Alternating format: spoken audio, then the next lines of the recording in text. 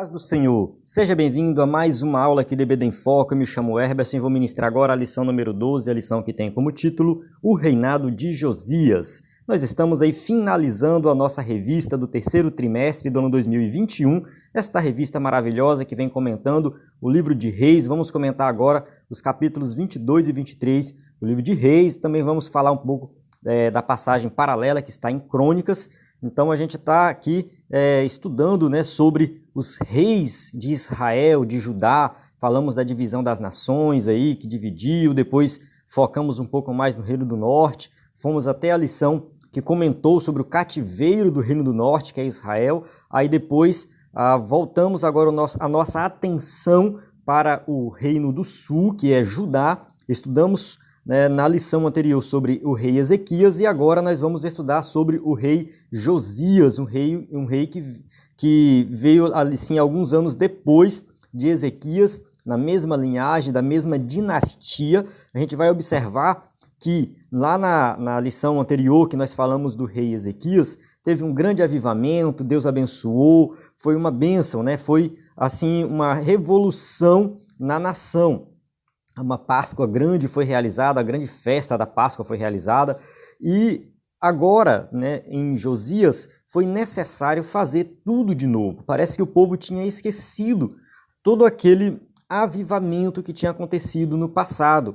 Então, a gente vai observar que Josias também promove um avivamento na nação ali de Judá, que envolve também um pouco as tribos do norte. Apesar delas terem sido levadas para o cativeiro, algumas pessoas ficaram. Então, tinha ali também as tribos do norte que vão participar desse avivamento, pelo menos serão convidadas. E a gente vai observar que teve uma grande mudança de vida, transformação de vida naquela nação, principalmente ali por causa da leitura da lei de Deus, do livro da lei que foi encontrado no templo. Então, essa lição é uma lição maravilhosa. Você que quer aprender sobre Josias está convidado a assistir a aula até o final. Você que é professor da EBD, está usando a revista da CPAD, quer aprender sobre este tema, também está convidado a continuar assistindo essa aula. Eu tenho certeza que será uma bênção. Vamos detalhar aqui cada tópico, subtópico, as passagens bíblicas, tudo muito bem explicado para você entender com detalhes sobre o conteúdo, né, da lição, conteúdo da palavra de Deus, que fala sobre este rei chamado Josias. Tá? Um rei bom.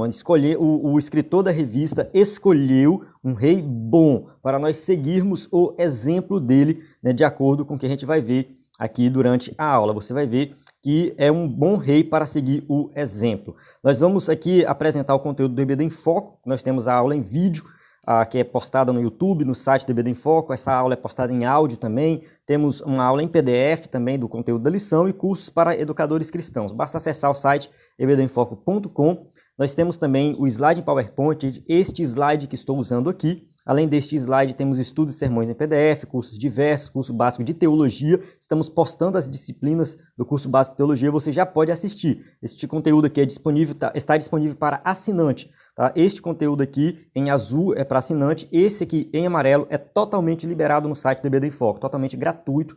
Você acessa, basta acessar o site ebdemfoco.com. Este conteúdo em azul é o conteúdo de assinante, que também quem é assinante tem acesso a ele. Então acesse lá ebdemfoco.com para conhecer melhor. Nós temos o WhatsApp também, que você pode tirar dúvidas e receber também conteúdo gratuito, né? Basta mandar uma mensagem aí, 94 98409 2869. 94 98409 2869. Manda uma mensagem com seu nome e sobrenome, a gente salva seu número, coloca você no grupo e você vai participar conosco aqui, né, do nosso conteúdo para a Escola Bíblica Dominical. Vamos para o textuário da lição. O textuário diz assim: Então disse o sumo sacerdote Ilquias ao escrivão Safã: Achei o livro da lei na casa do Senhor. E Ilquias deu o livro a Safã e ele o leu. 2 Reis 22, 8. Verdade prática: nos dias de hoje, Deus ainda levanta homens e mulheres dispostos a combater a cultura da idolatria que se perpetua através das gerações. A gente tem falado muito de idolatria. A gente falou que a idolatria foi um dos grandes problemas da nação de Israel, tanto o Reino do Norte quanto o Reino do Sul. Ali eles se envolveram com outros deuses dos outros povos. Isso foi um problema muito sério. E a idolatria continua sendo um problema nos dias de hoje. Então continua sendo, muitas pessoas ainda estão colocando Deus em segundo plano, colocando as suas aspirações, coisas ou, enfim, qualquer outra coisa no lugar de Deus. E a idolatria realmente tem prejudicado a sociedade atual e o povo de Deus. Então essa lição aqui é uma lição para o povo de Deus, para os crentes. A gente vai falar da idolatria que muitas vezes está dentro da igreja. Então a gente tem que observar que Deus, ele preza pelo seu povo, ele levanta homens e mulheres dispostos a combater a idolatria. A leitura bíblica em classe se encontra aí em 2 Reis 22 e 23, tá? Aqui na revista tem uma leitura assim quebrada, mas eu recomendo você ler todo o capítulo 22 e 23 para entender por completo aí a história, tá? Eu recomendo você, antes de estudar a lição, antes de assistir qualquer vídeo, leia o texto bíblico, tá? Leia o texto bíblico, que eu tenho certeza que vai ser ali muito edificante para você e você vai tirar muitas dúvidas.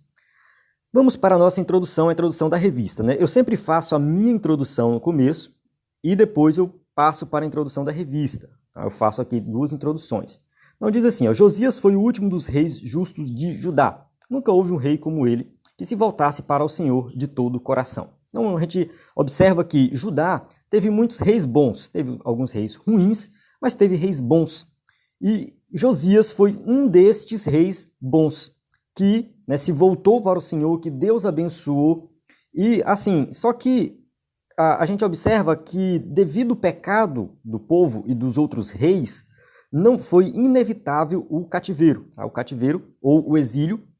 Às vezes eu vou falar cativeiro, às vezes eu vou falar exílio. Eu já expliquei no vídeo anterior que eu costumo usar cativeiro para Israel, Reino do Norte, exílio para Judá no Reino do Sul, mas isso não é um padrão, tá? Às vezes eu faço por maneira didática, mas depois eu vou fazer um vídeo explicando melhor sobre isso. Então vamos lá. Então, assim, antes do povo ser levado para o cativeiro, ele foi o último rei bom, mas por que o povo foi levado para o cativeiro? Por causa do pecado, por causa da idolatria.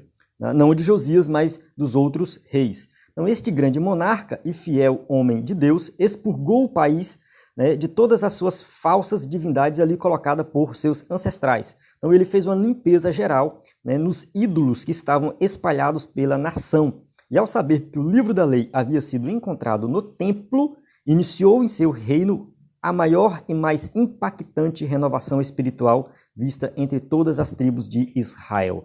Então a gente observa que este avivamento, essa renovação espiritual, ele foi assim maior até do que os seus antecessores, de qualquer outro rei. Ele vai ser comparado aí, né, assim, a Davi, desde os tempos de Davi e tal. Então é um rei que deixou o seu legado. Eu coloquei aqui uma pequena linha do tempo para nós entendermos onde está situado aí Josias, tá? Então, Ezequias foi no ano 716 a.C. Então, vai diminuindo, tá? Porque é antes de Cristo, então o tempo vai diminuindo até chegar no ano 0. De 716 até 640 passou 76 anos. Então, a reforma de Ezequias, né, foi ali... no caso, Ezequias morreu em 696, quando assumiu Manassés. Então a gente pode colocar assim, que até o ano 696, quando Manassés assumiu o reinado, a nação ela foi próspera, ela foi abençoada, ela eliminou a idolatria. Então o avivamento promovido por Ezequias, né, a renovação espiritual promovido por Ezequias, ali foi até o ano 696. Depois, né, a gente vai diminuindo aí até chegar no ano 640, passou o quê? 56 anos. Então fica melhor assim, né? 56 anos depois, né, que teve Manassés e Amon, esses dois reis, já foi suficiente para a nação se corromper novamente. Então quando chega na época de Josias, tá, já a nação estava corrompida de novo. E Deus estava sempre alertando o povo, alertando os reis, que eles seriam castigados se continuassem com a idolatria. Josias fez ali essa renovação espiritual, porém, após a sua morte, né, os reis continuaram pecando e se submetendo às nações pagãs. Então teve Jeoacás, que reinou só 3 meses, depois Eliaquim, Joaquim, Matatias e, por último, ali no caso, a gente vai para o cativeiro, né? Vai estudar sobre o cativeiro. Então, Matatias foi o último rei. Tá? Vale ressaltar que tem o nome de cima e o nome de baixo, que eles são conhecidos por esses dois nomes. Um era o nome judaico, o outro era o nome dado pela Babilônia. Então, esses de baixo aqui, né? Que a gente vai falando aqui, os últimos reis. Então, Josias foi este último rei bom de Judá. Tópico 1. Josias repara o templo. 1.1. Achei o livro da lei no templo do Senhor. Eu quero só fazer uma observação aqui, que de acordo com o texto bíblico, o livro da lei foi achado depois que Josias começou a reforma na nação, tirando todos os ídolos. Se você ler o texto bíblico, primeiro ele começou a reforma e depois ele achou o livro da lei.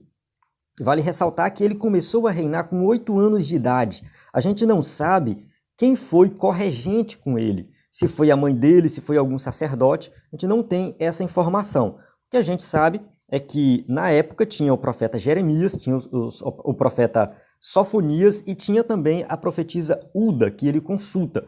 Então, de certa forma, Josias estava ali próximo de profetas, tinha sacerdotes também fiéis a Deus e muito provavelmente ele, influenciado pelos profetas e sacerdotes, ele resolveu fazer com que a nação abandonasse a idolatria. Então ele começou essa reforma espiritual tirando os ídolos de toda a nação e depois que veio essa questão de encontrar o livro no templo do Senhor. O escritor da revista mudou um pouco a ordem, mas a gente vai entender isso durante a lição, tá? A gente vai passando aqui, você vai compreendendo. Então, com o seu desejo de realizar reparos na casa do Senhor, então ele começou a fazer essa mudança geral na nação, eliminar todos os ídolos e resolveu fazer um reparo ali no templo, tá? E, no caso, Josias, o rei, ordenou Safã, o escrivão, e outros assessores que fossem ao encontro do sumo sacerdote Ilquias e arrecadassem todos os possíveis recursos financeiros.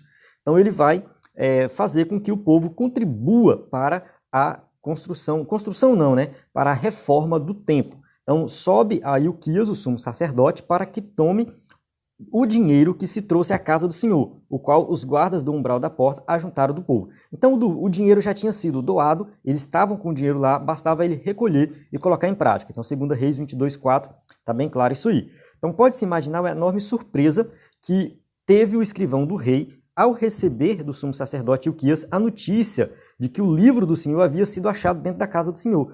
Então, mais na frente, a gente começa a ler o texto, a gente vê algo extraordinário acontecendo.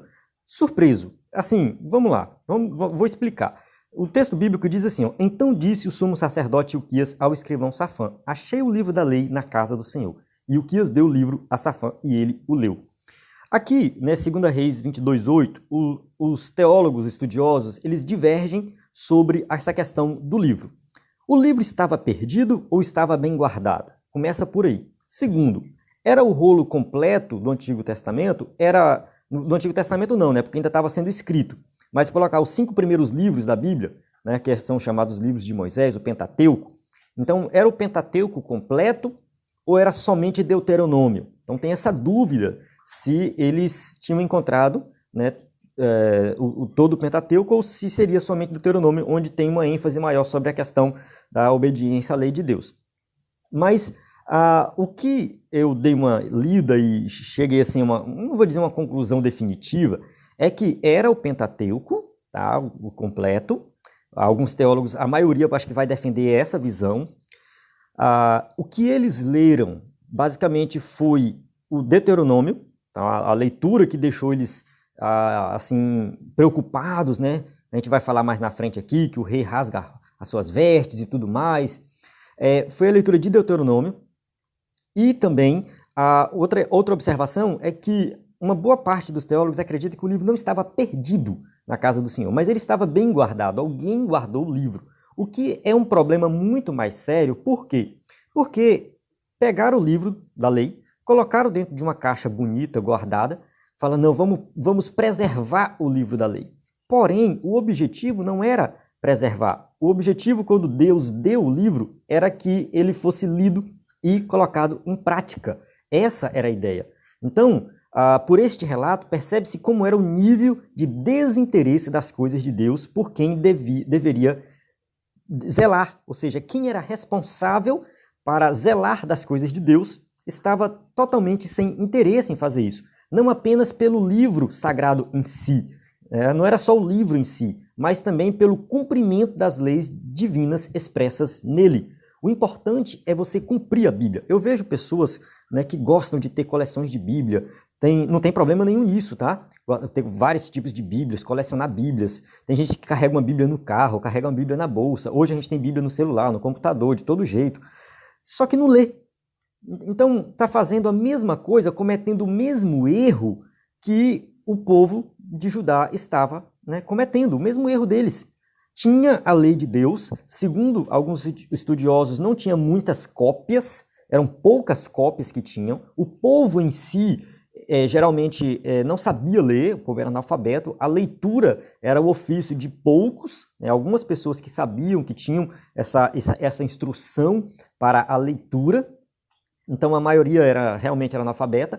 E essas pessoas que sabiam ler, que tinham essa responsabilidade, não estavam lendo a palavra de Deus para o povo, não estava ensinando a palavra para o povo não estava sabendo o que estava escrito no livro da lei, ou seja, eles não estavam cumprindo as leis divinas que estavam no livro. Então nós temos a Bíblia, nós temos que ler e viver a Bíblia, não é só dizer que tem, não é só carregar uma Bíblia no carro, mas ler e viver, colocar em prática. 1.2. O rei rasgou suas vestes. Então, ao saber do conteúdo do livro, Safão, o escrivão, leu imediatamente ao rei Josias. Eu não sei se ele leu tudo ou se ele fez um resumo, mas com certeza ele leu algumas partes importantes, né? E o texto diz assim, 2 Reis 22:10. Também Safão, o escrivão, fez saber ao rei, dizendo: o sacerdote Ilquias me deu um livro, e Safão leu diante do rei. Então, quando o rei ouviu isso aí, o texto diz que ele rasgou as suas vestes, 2 Reis 22:11. Então ele ficou ali, né, pasmado, né, diante da realidade de haver descumprido o seu conteúdo. Ele observou que o seu pai, o seu avô, não tinham cumprido ali a lei de Deus. E por esse motivo as consequências viriam sobre a nação. Deus já tinha falado isso, que eles deveriam ler o livro, viver o que está no livro, andar de acordo com o livro, para que fossem abençoados, para cumprir a vontade de Deus. Mas eles não fizeram isso, e ali Josias percebeu que viria as consequências. Tá? Então, ao ser impactado pela mensagem do livro, Josias não se justificou em razão dos seus próprios pecados, né? Ele não ficou se auto-justificando, né? Como fazem alguns que não querem conformar as suas vidas à vontade soberana de Deus. Na verdade, ele reconheceu o seu erro, reconheceu o seu pecado, e ele resolveu ali, né, pedir perdão a Deus. Então o rei não culpou a ninguém, simplesmente se humilhou rasgando suas vestes, demonstrando a piedade do seu coração. Então rasgar as vestes era uma atitude de humilhação, de quebrantamento diante de Deus. Então ele vai ver essa situação, né, que eles estavam longe de Deus, sem viver o que estava na lei de Deus, ele rasgou as suas vestes. 1.3. Entendendo a vontade de Deus. Por ordem de Josias, o sumo sacerdote Ilquias e seus auxiliares foram consultar a profetisa Uda, no caso, né, para saberem se os pecados de Judá tinham atingido o nível do juízo divino. Então eles vão até essa profetisa, no caso, a gente não tem muitos detalhes sobre quem foi Uda, tem essa citação dela, a profecia dela. Já tivemos na EBD, alguns trimestres anteriores, não lembro o ano, uma lição sobre Uda. Eu vou ver se eu posto até o vídeo aí, caso alguém queira se aprofundar mais sobre a vida dela, que tem a ver com essa lição aqui. Então, Uda vai, né, falar ali algumas coisas muito sérias, tá? Ela vai dizer, ela vai confirmar que Jerusalém vai ser destruída. Então, realmente, a nação vai ser destruída, serão levados para o cativeiro. Mas que por amor a Josias, isso aconteceria somente após a morte dele. Então, 2 Reis 22:20, pelo que eis que eu te ajuntarei a teus pais, e tu serás ajuntado em paz à tua sepultura, e os teus olhos não verão todo o mal que hei de trazer sobre este lugar. Então tornaram a trazer ao rei a resposta. Então, assim, Deus já tinha decretado juízo sobre Judá, sobre Jerusalém. Isso já estava determinado por Deus. E Josias ficou preocupado, né? Será que isso vai acontecer agora? Então a profetisa diz assim, vai acontecer, mas não com você. Você vai morrer antes. Você vai à sepultura antes. Teus olhos não vão ver o mal que vai vir sobre este lugar. Então, isso vai se cumprir. De fato, se cumpre.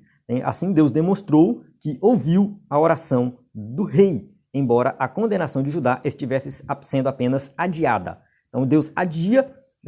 Jeremias profetiza sobre a condenação de Judá, isso está muito claro na profecia de Jeremias, que viveu na época de Josias, porém, Deus deixa bem claro para Josias que vai acontecer mais na frente. Tópico 2. A renovação do pacto com o Senhor. A leitura do livro diante do povo, 2.1.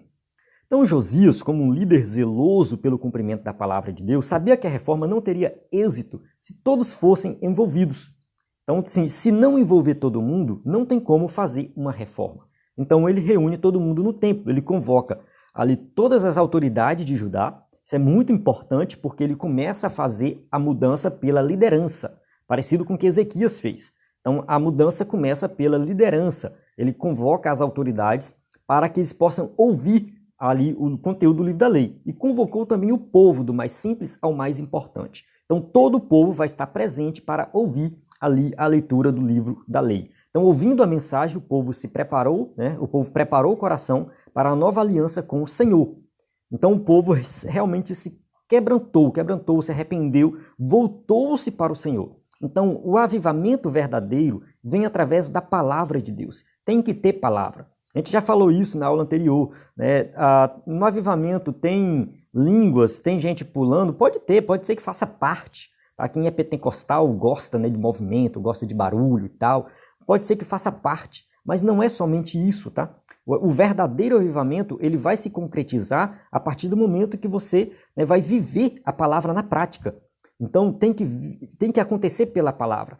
A igreja que não prega a palavra, que não tem pregação expositiva, que não tem, né, pregador que vai pregar e só faz barulho e não prega a palavra, tá errado. Tá? Não é o avivamento verdadeiro, não é um avivamento duradouro, não é aquilo que Deus quer. O que Deus quer para a nossa vida é que nós possamos pregar a palavra, aprender a palavra, viver a palavra. Então foi através da palavra que o povo ali preparou o seu coração para fazer uma nova aliança com o Senhor. Então o verdadeiro avivamento começa com a escuta da palavra de Deus. Então quando a Bíblia passa a ser ouvida com seriedade, o coração é quebrantado, a nossa vida é ativada e o Espírito Santo faz avivada, melhor dizendo, a nossa vida é avivada e o Espírito Santo faz morada. Então, né, o verdadeiro avivamento vem pela palavra de Deus.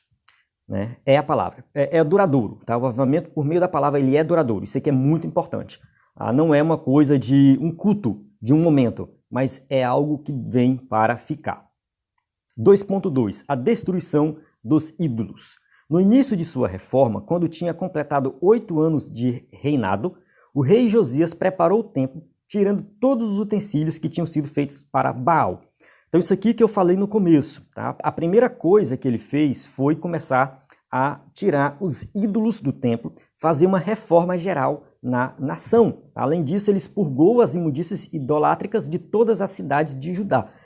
O texto bíblico diz que ele vai também para o Reino do Norte, que apesar de ter sido levado para o cativeiro, ali também Josias atua ali derrubando o bezerro de ouro, derrubando tudo que estava relacionado à idolatria. Foi bem abrangente a sua reforma. Então o coração de Josias fervia de amor pelo Deus de Abraão, tão ultrajado por seu povo. Então ele vai ler o livro da lei e fala assim, não, esse aqui é o Deus verdadeiro, o Deus de Abraão, de Isaac, de Jacó, e é esse Deus que eu vou servir, é isso que eu vou fazer, eu vou abandonar a idolatria, e enfim, ele coloca em prática. Ele realmente coloca em prática o que o livro da lei manda. Então, ele realiza esse avivamento, essa transformação, essa mudança na nação através da palavra, tudo baseado na palavra, deixando o exemplo para nós que se nós quisermos ver um verdadeiro avivamento, temos que usar a palavra de Deus. Quem é professor da EBD tem que ler a palavra, tem que estudar a palavra e na ministração da EBD tem que ler a Bíblia. Isso é muito importante. Se você observar, eu coloco muitos versículos no slide. Quem usa o slide do EBD em Foco, ministra na igreja, né, já está com os versículos prontos. Agora, quem não usa o slide tem que manusear a Bíblia. não pode ficar só lendo a revista, tem que ir para a palavra de Deus. É através da explicação da palavra é que a aula vai ser uma aula impactante e transformadora. Eu já assisti várias aulas da EBD, já participei de várias aulas da EBD, onde o professor não pegou na Bíblia, ele nem sequer citou a Bíblia, ele vai só ministrando ali o que está na revista, muito superficial, muito raso, muito vazio e não traz transformação. Então, a transformação verdadeira vem através da palavra, da explicação da palavra. Tópico 3. A celebração da Páscoa. 3.1. A celebração da Páscoa e a restauração do culto e dos ofícios do templo. Somente depois de 18 anos de reinado foi que Josias conseguiu comemorar a primeira Páscoa. Então, a Páscoa era aquela festa que era realizada pelos judeus ali entre família, que, no caso, era uma festa que movimentava toda a nação, mas que tinha sido esquecido. Então, Ezequias realizou uma grande Páscoa, passou o tempo, eles esqueceram da Páscoa.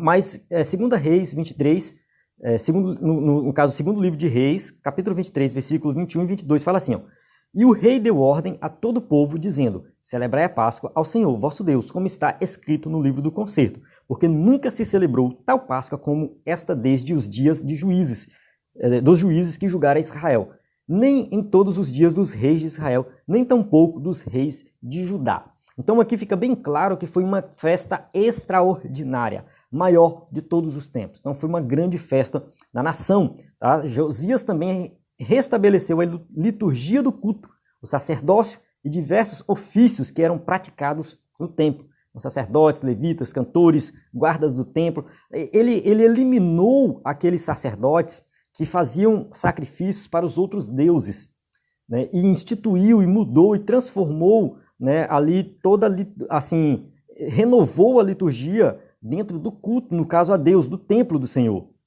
Ele elimina os falsos sacerdotes, institui os verdadeiros sacerdotes e faz toda essa reforma espiritual na nação.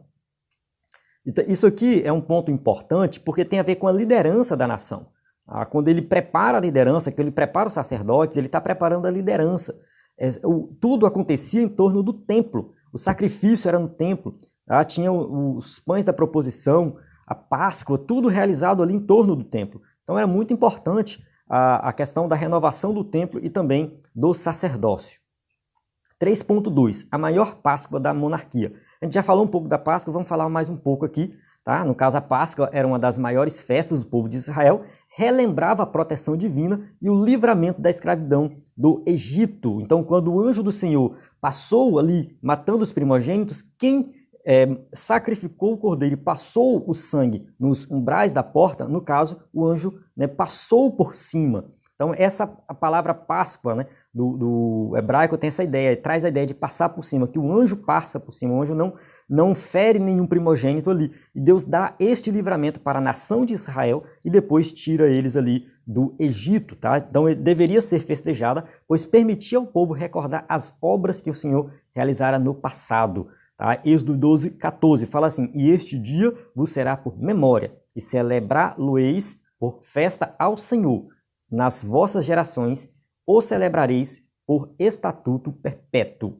Então, está bem claro que eles deveriam celebrar a Páscoa de forma, né, assim, perpétua. Tá? Sempre, sempre, sempre, de geração em geração. No entanto, devido ao pecado, o povo se esqueceu dos feitos e promessas de Deus. Então, devido à idolatria e o pecado do povo, eles esqueceram do que Deus tinha feito. Então, após achar o livro da lei do Senhor, derrubar os altares, né, a deuses pagãos e destituir os sacerdotes que realizavam tais abominações, aquilo que eu falei anteriormente, ele eliminou estes sacerdotes, tá, destituiu todos eles. Josias deu ordem para que o povo retornasse à celebração da Páscoa do Senhor, relembrando os feitos do Senhor. No Novo Testamento, a gente tem o quê? Jesus, que morreu na Páscoa, Jesus que é a nossa Páscoa. Nós, quando celebramos a Santa Ceia, nós lembramos ali da morte do Senhor.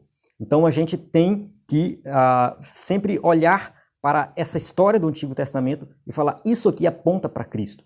Isso aqui tem a ver com o nosso cotidiano, com a nossa vida. Então, da mesma forma que os judeus se esqueceram da Páscoa, pararam de celebrar a Páscoa e muitas vezes celebravam até sem entender o seu significado, nos dias de hoje Tem muita gente assim também, que não participa da Santa Ceia, que participa sem levar em consideração o seu significado, tá? Que não entende mais o significado da Santa Ceia. Quando a gente realiza a Santa Ceia, a gente está lembrando da morte do Senhor, do que o Senhor fez na nossa vida, das suas bênçãos, da transformação, da salvação que Ele nos deu. Então isso é muito importante. Os judeus haviam esquecido da salvação que tinham recebido. Deus salvou eles, tirando eles do Egito. E Ele nos salvou, nos tirando do mundo, do pecado. E a gente esquece disso, a gente esquece de celebrar essa festa. Tá? Essa festa, ela não é só um momento da Santa Ceia, mas também algo que acontece dentro de nós, da nossa vida, do nosso coração, de gratidão a Deus pela transformação que Ele proporcionou na nossa vida e pela grande salvação que Ele nos deu. Tá? Ele, no caso, Josias, realizou o maior festejo de seu tempo, nunca houvera Páscoa tão fervorosa. Mais uma vez aquela passagem, né, de 2 Reis 23, 21 e 22, falando que foi a maior de todos os tempos. Então, essa grande festa da Páscoa, aqui mostrando, né, que quando alguém se volta para a palavra de Deus, essa pessoa começa a olhar para a salvação que Deus deu e reconhecer ali que Deus é grande, Deus é maravilhoso, Deus é salvador e que nós não somos nada. Quem faz isso, quem se volta para a palavra, reconhece a salvação que Deus nos deu, sabe que essa salvação foi pela graça, não foi por mérito. Nós não merecíamos, mas Deus nos deu pela graça. Então, ao celebrar a Páscoa, eles olharam para isso, eles reconheceram isso, que foi livramento do Senhor, que deu tudo aquilo que eles tinham. Então, nós temos que sempre estar na presença de Cristo. Ele é a nossa Páscoa e a gente só vai encontrar Cristo através da palavra de Deus. Indo para a palavra que nós vamos encontrar Cristo e vamos viver de acordo com o que Jesus nos ensinou. Amém? Chegamos na nossa conclusão que diz assim: Josias fez uma limpeza geral em Israel, eliminando todas as formas de idolatria instituídas pelos reis que o antecederam, inclusive o rei Salomão. Então ele vai ali fazer essa limpeza geral na nação. Tá? Tanto o reino do norte quanto o reino do sul, ele era rei do reino do sul. Tá? Vale ressaltar que o reino do norte já tinha sido levado para o cativeiro. Mesmo assim, ele foi até o norte e ainda, né, ali tentou fazer uma limpeza na nação. Não sei se ele foi bem sucedido porque já não era mais o seu domínio. Mas ele com certeza fez ali, de acordo com o texto bíblico, ele destrói sim, né, alguns monumentos idólatras, tá? E ele vai, né, no caso, pegar todo um histórico de idolatria que veio desde Salomão. Desde Salomão já começou a idolatria em Israel justamente porque ele casou com várias mulheres, a gente estudou sobre isso. E Josias ele faz essa limpeza desde a época de Salomão. Então este grande monarca e figura do Messias foi a promessa de Deus sobre Judá, de que o paganismo não prevaleceria sobre seus reis, mas que a raiz de Jessé voltaria a brotar. Então aqui a gente vê que Josias também aponta para Cristo, como este que veio, né, trazer uma transformação geral, fazer essa limpeza geral. Né? Teve uma promessa, né, desse rei, que chama, no caso, o Josias, teve a promessa que um dia viria esse rei, e ele veio e realmente foi algo extraordinário. Da mesma forma, nós temos, no Antigo Testamento, tinha a promessa que um dia viria o Rei dos Reis, o Senhor dos Senhores, que é Jesus, né, que veio, nasceu, viveu, morreu por nós, nos deu a salvação e hoje nós, né, temos que lembrar da sua morte e reconhecer a sua soberania sobre a nossa vida, sobre a salvação que Ele nos deu. Amém? Então chego aqui na conclusão, encerrando a aula. Espero que você tenha compreendido o assunto. Se você me acompanhou até aqui, muito obrigado, que Deus abençoe grandemente sua vida. Não esqueça de se inscrever no canal, deixar seu comentário, deixa seu gostei, compartilhe esse vídeo, né? Mostre aí para os seus alunos ou outros professores, amigos seus, que querem aprender mais da Palavra de Deus, né? Que nós temos esse conteúdo aqui para você no site do EBD em Foco. Tá? A gente tem aqui as perguntas para você que vai usar o slide na sua igreja, mais uma vez reforçando o conteúdo, vídeo, áudio, PDF, cursos, slide PowerPoint, né, curso básico de teologia e muito mais aí no site ebdemfoco.com. Encerro aqui, a paz do Senhor, até a próxima aula.